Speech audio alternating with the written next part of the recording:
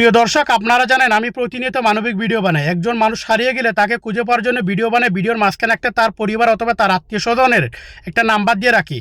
এখন এই নাম্বারটা নিয়ে বিভিন্নভাবে বিভিন্ন প্রতারক চক্রও প্রতারণা করতেছে। গতকালকের ঘটনা এক ভাই আমাকে জানাচ্ছে, গত কয়েকদিন আগে এই ভাইয়ের একজন আত্মীয় হারিয়ে গেছিল, তাকে নিয়ে আমি একটা ভিডিও বানিয়েছিলাম। সেখানে তার পরিবারে একটা নাম্বার দিয়ে রাখছিলাম। নাম্বার দেওয়ার পরে এক প্রতারক চক্র নাকি ওই নাম্বারে কল দিছে। কল দিয়ে বলতেছে মানুষকে আমরা খুঁজে পেয়েছি, সে মাজারার মধ্যে আছে। এখন ওখানে যাইতে আমাদের অনেক টাকা খরচ হবে, সে আমাদের কাছ থেকে অনেক দূরে। এখন আপনি আমাদের কাছে টাকা পাঠান।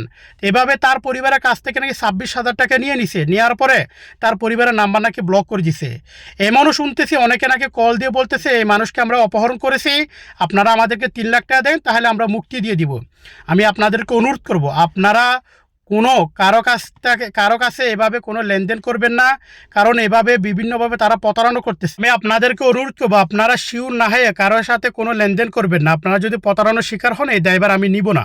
আমি আগে বলে দিচ্ছি, আমি নিউজ করি, আমি ভিডিও বানাই যাতে একজন মানুষকে খুঁজে পাওয়া যায়। একটা মানবিক ভিডিও বানাই, মানুষের সাহায্য করার চেষ্টা করি, কিন্তু একদল প্রতারক চক্র এইভাবে প্রতারণা করতেছে।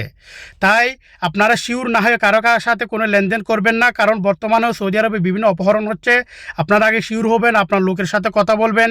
যদি টাকা পয়সা দেওয়া লাগে সেটা আপনার ব্যক্তিগত ব্যাপার, দিবেন কি না দিবেন। যারা আমার ভিডিওটি দেখতেছেন অবশ্যই ভিডিওটি শেয়ার করে দিবেন। আসসালামু আলাইকুম।